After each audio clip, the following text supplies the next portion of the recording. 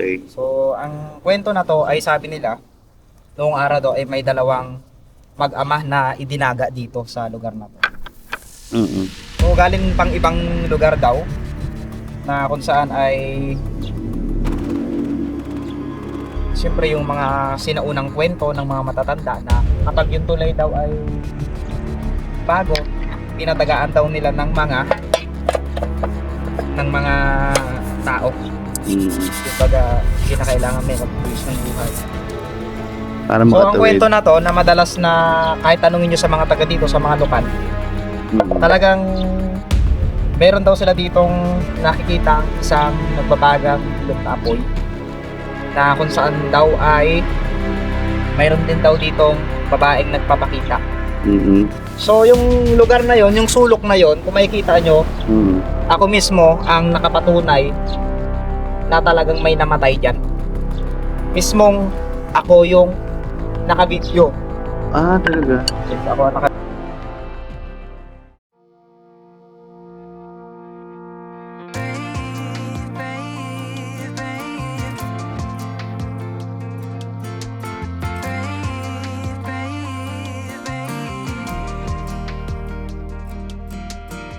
Not long ago, you got hurt, someone did you wrong. I can see it in your eyes, it's like your fire is gone. Across your face, it is written across your face. Good morning, good morning. At kasama na naman kami ni Puso, ni Mr. Galay. Saan tayo pupunta? Wala. Walang destination kung saan tayo pupunta. At kung saan kami dalhin ng pagkakataon, di dun tayo. Ikutin na rin itong papuntang Devil's Mountain at papuntang Manood ba yun? Lugar ng Manood. Yan. So, makapagpahinga na kami galing sa travel ni Mr. Kalahi, ni Bunso, galing sa Rodriguez Rizal sa Montalban. So, umpisa na tayo dito sa kaprobinsyahan ng Occidental Mindoro. Sana susunod makatawid tayo ng Oriental.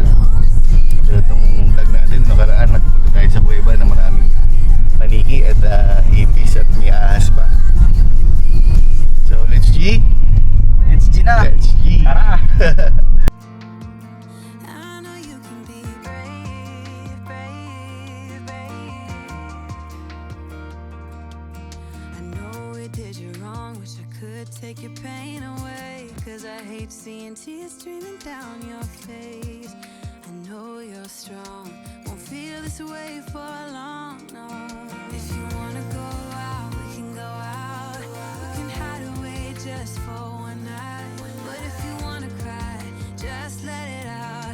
I'm by your side now. Just hold on a bit more, cause I know you only see the rain, not the rainbow. Deep down I know you're strong. Give them hell, baby, prove them wrong. Napatigil kami sa daanan namin na magandang spot. Sabi ko kay Bunso, sana marating natin yung taas ng Devil's Mountain na yan, yung kabuuan na yan. Napakasarap sa pakiramdam na nasa ganitong tanawin tayo at napaka-presko ng hangin. Prepared na ni Bunso yung ating si Baldog. Papakilala ko nga pala sa inyo yung ating bagong partner na si Baldog. Yan.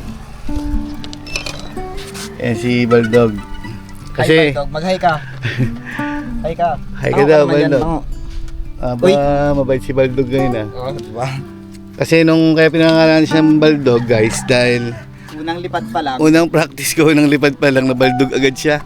So sumabot siya sa sampayan na ubos yung propeller niya. So goods naman at subok din yung ganyang items. Subukan nating paliparan to, guys, para makita natin yung kagandahan ng paligid, yung bukid na yan, yung kabuuan. Pakaganda. So safe naman dito sa pinarkingan namin at nakatabi naman si Brusco habang naghahanap tayo ng iba pang spot na mapupuntahan natin kasama si Bunso.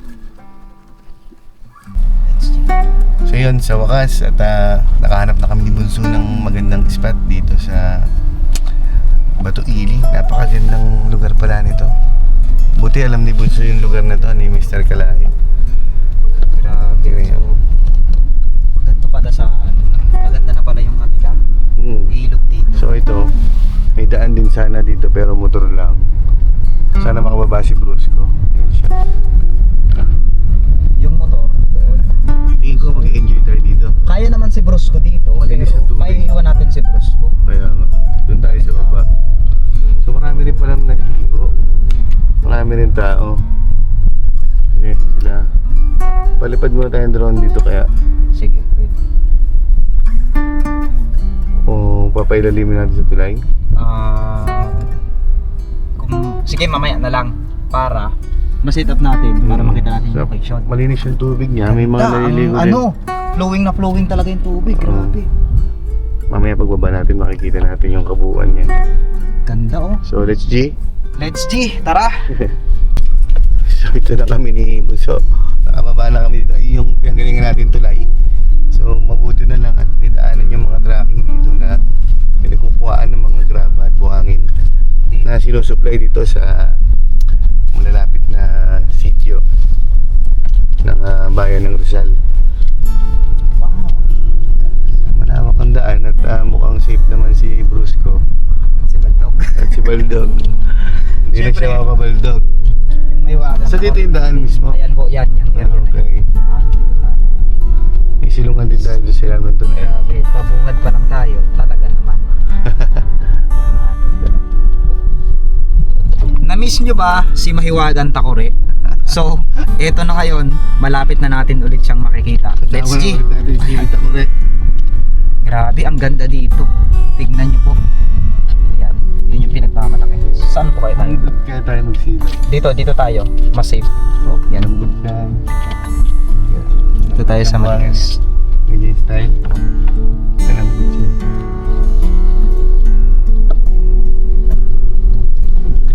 Kakating sila. Lagot kayo ngayon. Lagot kayo. Sa vlog. Makikita kayo ni Baldog. Si Baldog ang Alright.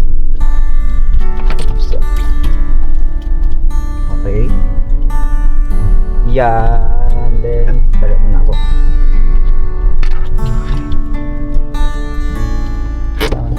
Ano niya? Yung park natin may mga bato. So, check upin natin. So silaan tayo ng tulay guys.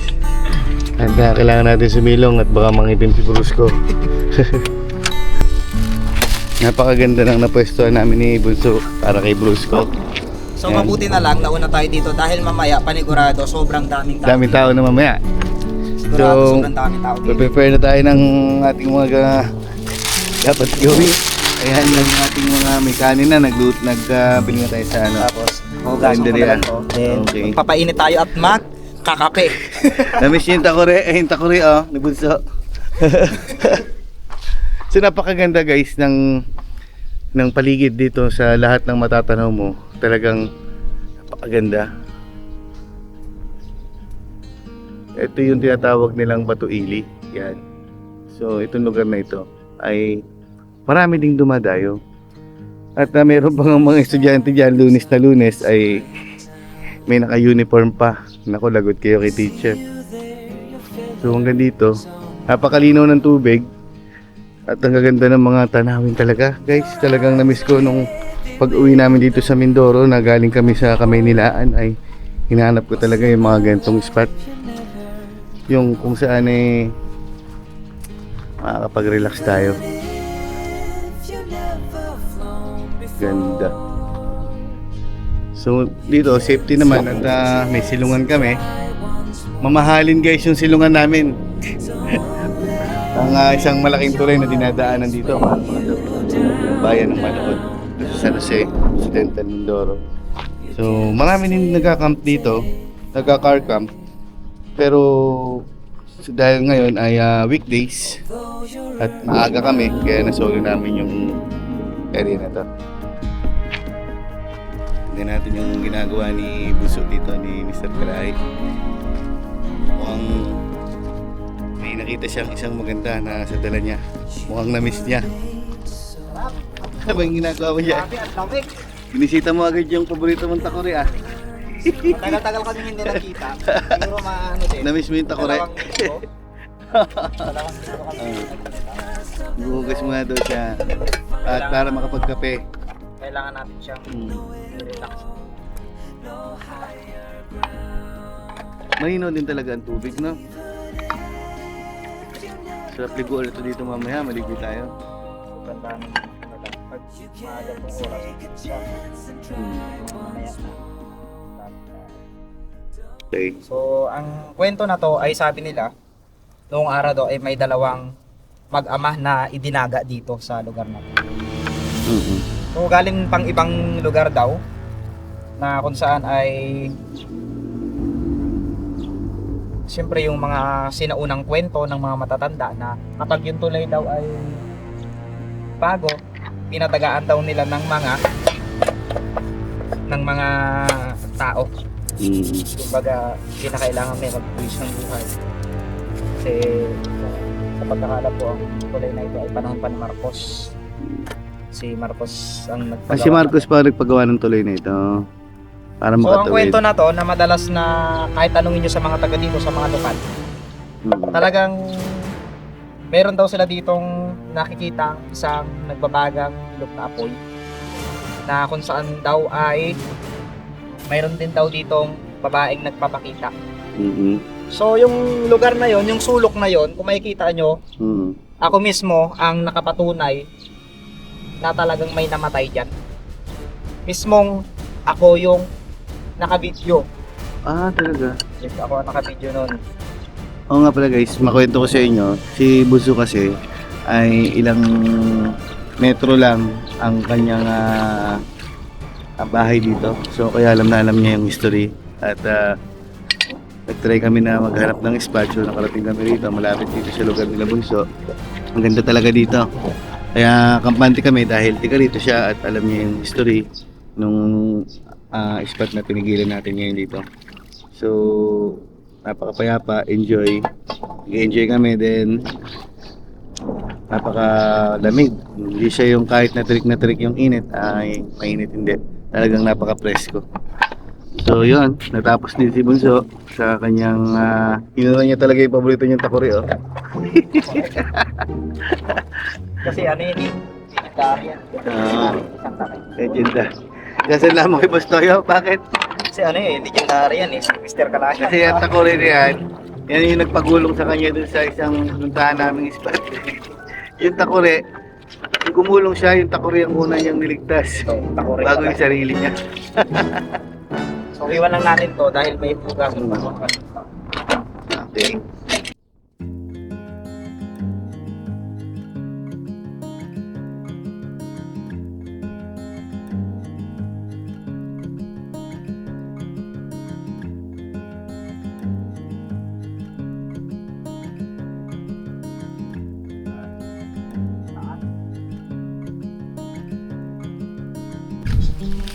Kapag timpla na si Bunso ng kape, ito na naman siya. Pag nalilingat ka talagang di mo alam yung ginagawa, yung parang nagpapakulo na ng tubig. Ayan, Yung na magkakatuloy kanina tayo. habang busy si Kuya Jones na ano na palipad na ni Si Baldog. Baldog. Si Baldog, nagpapahinga na. Nag-set up na ako ng ano, Oo. ng lutuan namin. So habang nagpapalipad ako kayo na ng drone, kay Baldog, nag-set up na siya ng pangkape. At ang ganda ng tanawin dito guys, lalo nung inangat natin yung ating drone. Talagang kita mo yung kabuuan ng Rizal at Manood. Pati papunta doon sa Naibuan, nakuha niya no?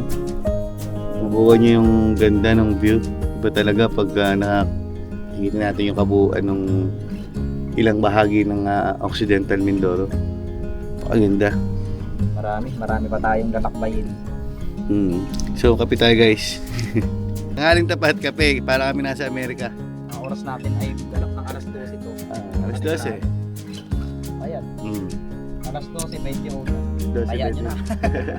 12. 12:21. Ayan nyo na, baka kami sa Puntahan natin guys yung yung kabilang dako ng ilog na yon na kung saan may gusto at may mga naliligong mga estudyante. So iwanan mo natin si Brusky dyan. at safety naman, kasama natin si Bunso. So doon yung magpalipad ng kibaldog doon sa ano. Paliparan natin, tapos itatrack natin kung sino yung mga mahilig magkating dyan. Hindi, joke lang. Pakita mo yung damage ni Baldog kung bakit naging Baldog. Ayan, yung kanyang mga hélice. Mga propeller. Kaya saan pa galing yung mga ano na yan? Kawayan. Kawayan. Saan pa nanggagaling ang kawayan na yan? Tikyan doon sa may dulo ng lipitan. Layo, no? Grabe, ang layo. Ilang oras po yan Pinapaagos. bago makarating dito? Apat na oras. Sinasakyan nyo lang po yan. Po. Ang galing. Grabe. Ingat po kayo. Binibenta nyo rin po. Magkano ya yung isang kawayan na ganyan pag bininta nyo? 70 yung maliit. Yung malaki man.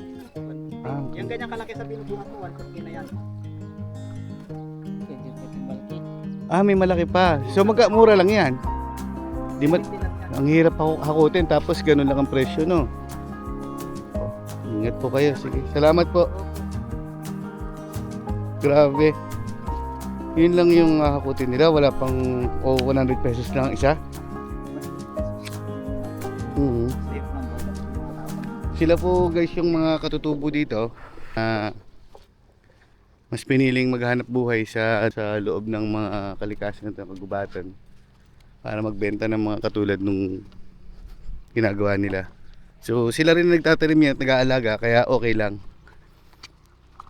Sila yung nangangalaga sa mga nakatanim dito, mga halaman. Sila yung mga katutubo ng mangyan. So dito tatawid tayo ng ilog. Pili tayo ng magandang tatawiran na medyo mababaw. Panigurado to, lampas tao na. Oo. Ito lampas tao na. Soon, bibili tayo ng salbabida. Yung mga sa truck na sira. May bangka pa ako doon, yung maliit yung desagwan. Ayun, pwede. Ilagay natin sa taas ni Brusco. Brusco. Tapos yun, ang ganda kasi dito. Sige, at lakarin natin to at para makita natin yung kabuuan ng bundok ng Bato Ili na ito na tinatawag nila. Napakapayapa.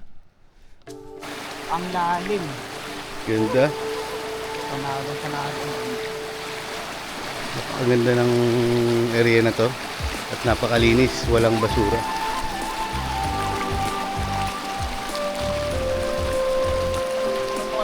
Dito na.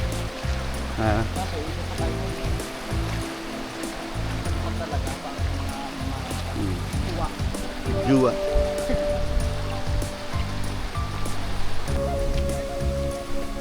Papalipad muna daw ulit si Bunso ng anak kay Baldog. So, ingat ka Baldog ha, huwag ka na mabaldog ulit. Talagang 16. Ang ganda nung kabuuan ng area. Talagang ma-amaze ka sa lugar na ito at marami na rin naliligo na mga lokal dito dahil napakalinis din talaga ng tubig.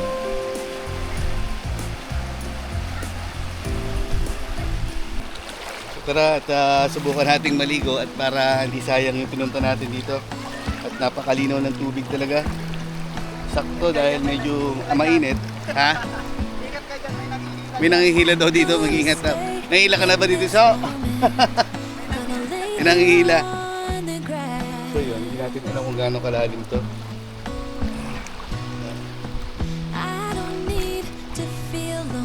Medyo malakas ang agos, pero okay lang, kaya naman. Ang sarap guys! Woo! Sarap mag-adventure!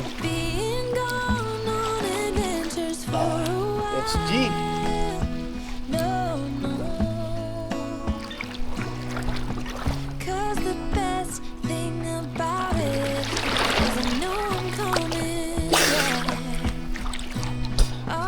Kalimutan ko yung salamin ko.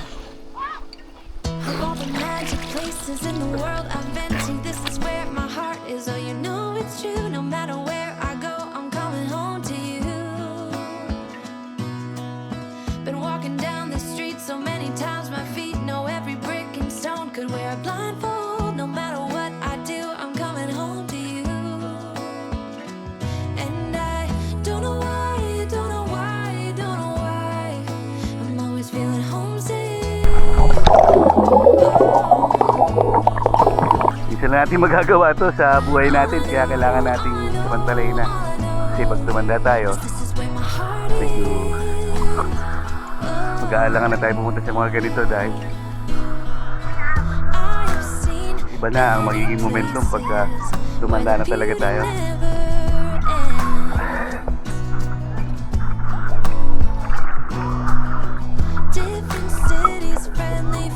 Ayan na si Bunso, hindi rin makatiis na hindi maligo oh.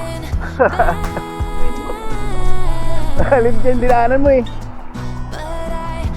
Dito ako dumaan eh oh.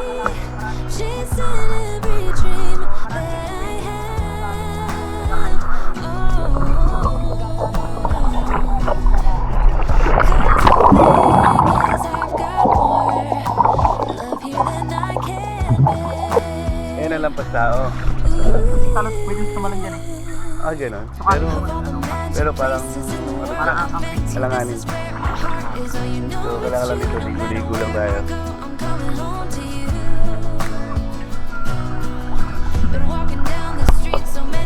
Gusto ko pa sanang marating guys yung doon sa dulo, pero hindi na natin matanong si Bruce Gord yung mga gamit natin na nandito, sila Baldog na iniwan natin sa tabi. So, dito lang muna tayo at enjoy muna natin ni Bunso yung momentum dito. Napakatahimik at walang basura, nakakatuwa. At marami ring naliligo na mga lokal. Gusto daw talunin guys ni Mr. Kalaya ni Bunso. Sabi ko huwag niyang talunin kasi baka maubos yung lahi niya dyan. Pero ngayon marunong ka na lumangoy. Hindi pa rin sa ano. Kasi marunong na pero hindi ko pa sigurado. Hindi ba sigurado? Ako marunong ako lumangoy, pero ngayon wala na akong ganang lumangoy. Gusto ko lang adventure lang, hindi katulad ng bata ko. Talagang no limit. No limit. Talagang uuwi ka lang pag ganyan na yung magulang mo, may dalang pamalo. Habulin ka na lang. Yun na lang ako makapagpa-uwi sa'yo.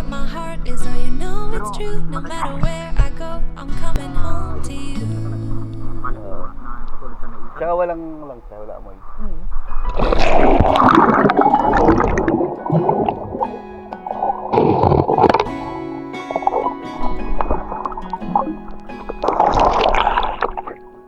Ay! Grabe! sobrang ganda dito. Dito ka makakaramdam ng at makakatagpo ng libre guys. Libreng walang entrance. Siyempre, pagka-snack mo, dala ka na lang. Wala kasing tindahan dito, pero may enjoy mo. Malinis ba? Basta mahal mo lang ang mamahal sa'yo. Buhugot na naman si Bunso.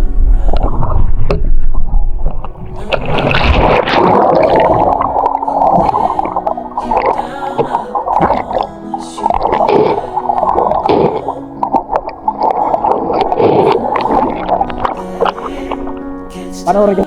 Sometimes so I'm here to remind you, love.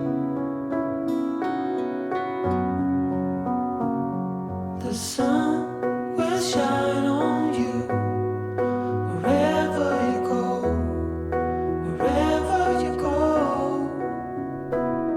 And when it gets dark, stay strong. You're never alone. You're never alone. The sun will shine. The sun will shine. Yeah.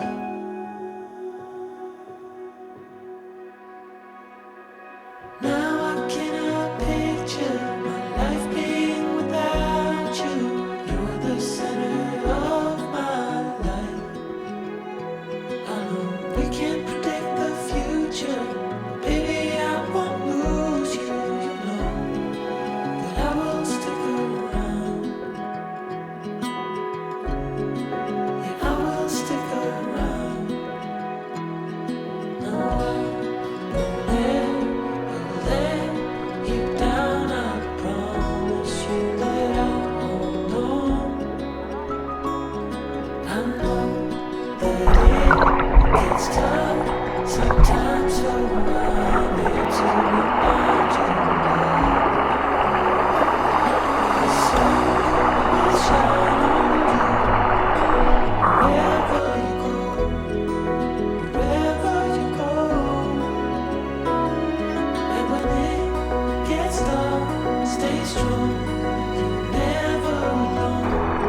tayo doon guys at dito mga masarap-sarap ang alon, medyo mataas.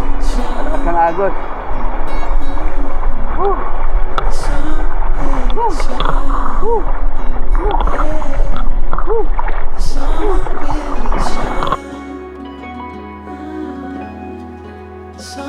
will shine, yeah. Sun will shine. The sun will shine.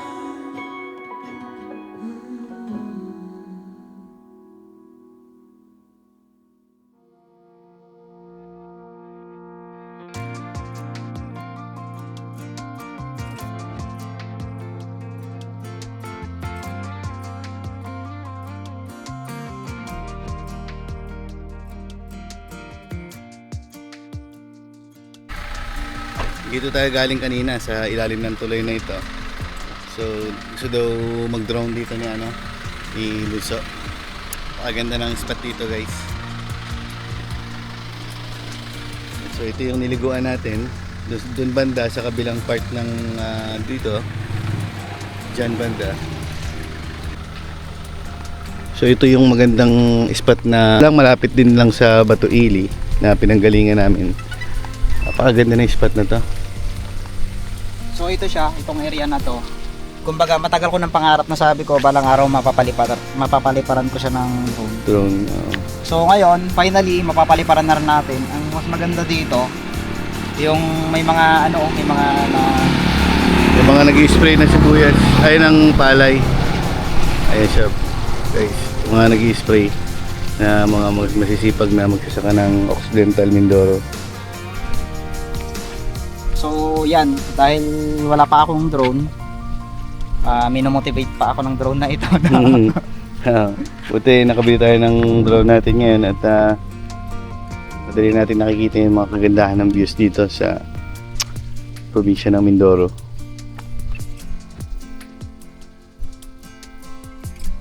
Maganda dun sa yung parang burol na yan. Yung sa taas na yan, yan parang burol siya na pakaganda ng lugar na yan. So sana makita natin ng maayos yung pagtaas ng ni Baldag.